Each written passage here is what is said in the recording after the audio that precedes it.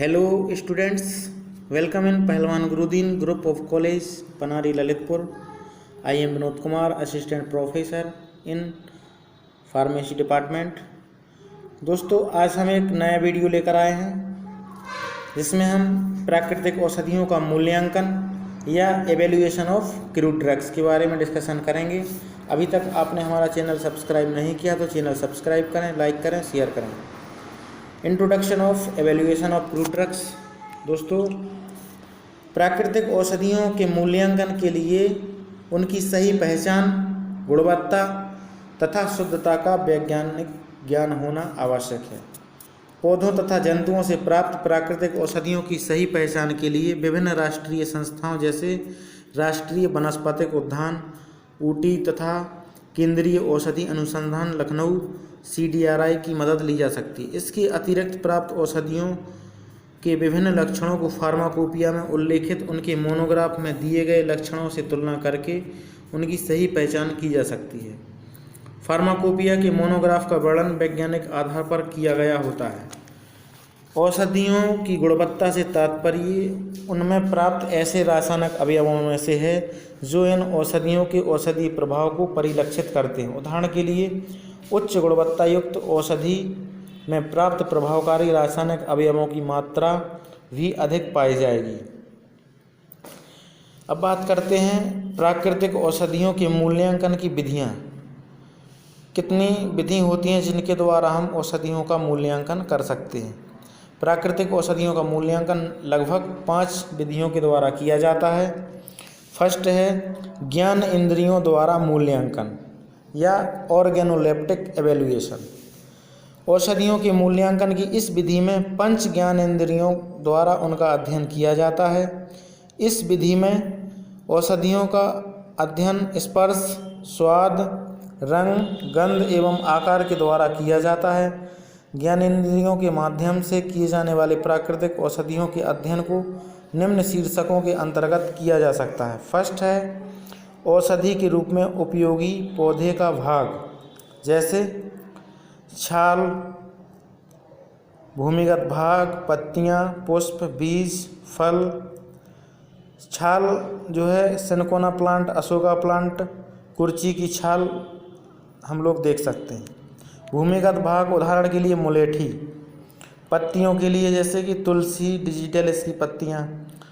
पुष्प में पायरेथ्रम। बीज के लिए नक्स भूमिका। फल के लिए आंवला, बेर इत्यादि।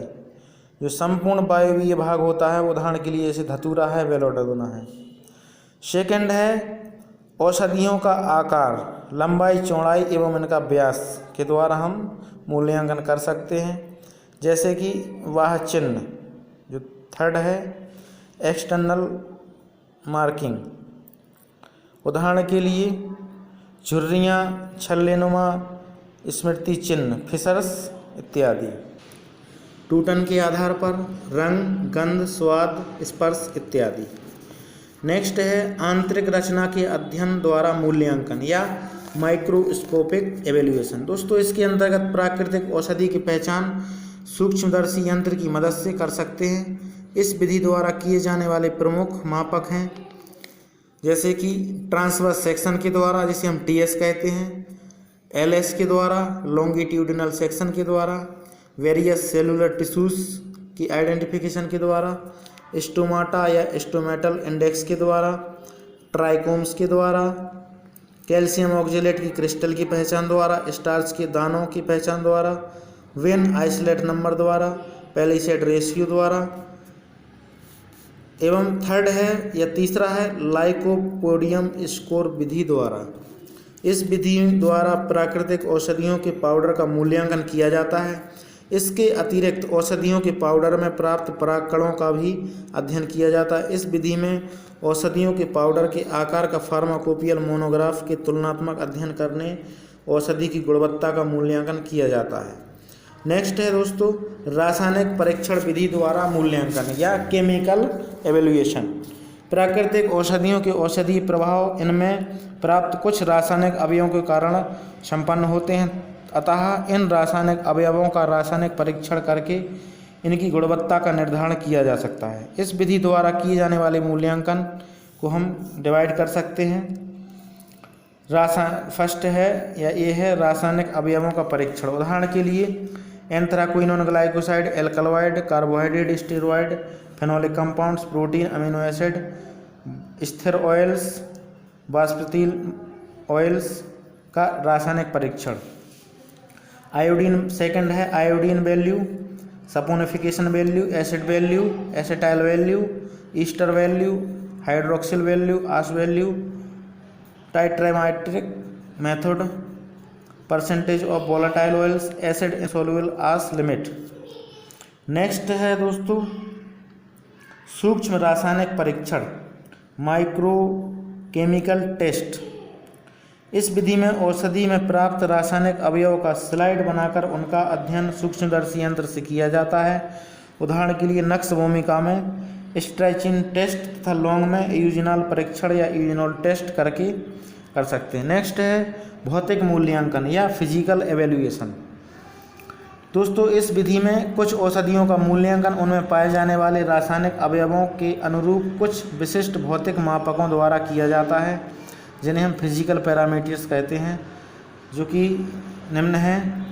फर्स्ट या ए स्पेसिफिक ग्रेविटी, उदाहरण के लिए jalap, moisture content, solubility, optical rotation, elasticity, melting point, reflective index, viscosity जैसे कि गोंद में चेक कर सकते हैं, swelling factor, froth number in saponins में, congealing point, boiling point, chromatographic techniques, foreign small organic matter इत्यादि। नेक्स्ट है दोस्तों जैविक मूल्यांकन या बायोलॉजिकल एवेल्यूएशन। जब उपरोक्त विधियों द्वारा किसी औषधि की उचित मूल्यांकन संभव ना हो सके तो उसकी जैविक क्षमता का जीवित ऊतकों या लिविंग टिश्यू अथवा जैविक जंतुओं लिविंग ऑर्गेनिज्म पर मूल्यांकन किया जाता है। इस प्रकार किए गए मूल्यांकन को बायोलॉजिकल एसे अथवा बायो एसे भी कहा जाता है।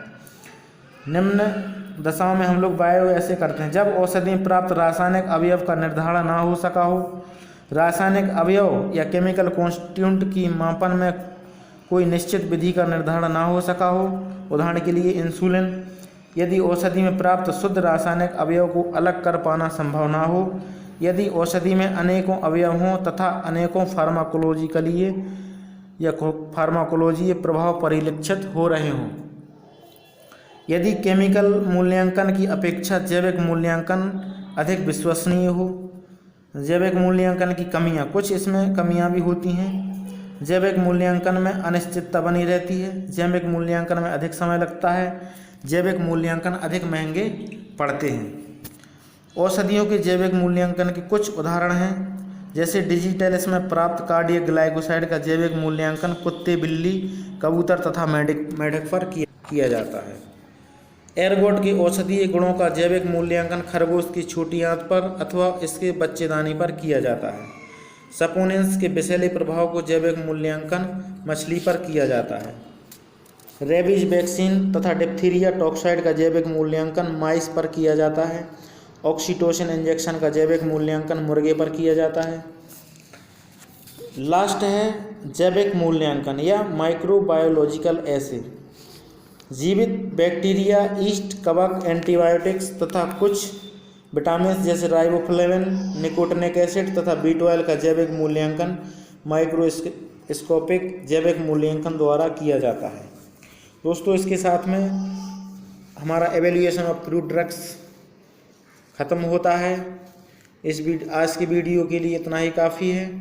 दोस्तों आपने हमारा वीडियो अगर अच्छा लगा हो तो लाइक करें, शेयर करें, कमेंट करें एवं बेल आइकन दबाना ना भूलें ताकि हमारे आने वाले वीडियोज़ आपको सबसे पहले प्राप्त हों।